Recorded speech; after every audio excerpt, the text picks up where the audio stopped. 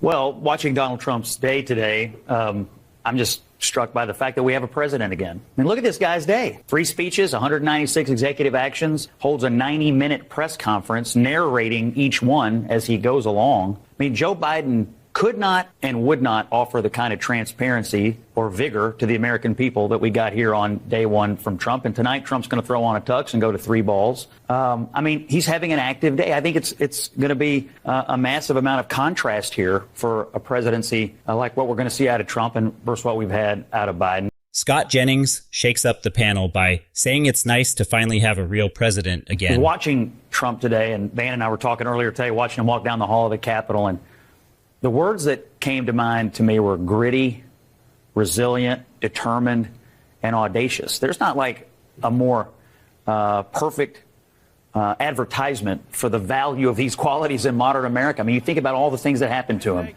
Winning, losing, the court cases, nearly being assassinated. It's rather audacious what he has accomplished, winning this election and taking office today. And you said you were in shock. Well, Republicans are in awe. What about with the pardons? What's your take on that? Here's what I think. Were these people punished? Yes. Were they ruined financially? Yes. Did they spend time in jail? Yes. Have their lives been ruined? Absolutely.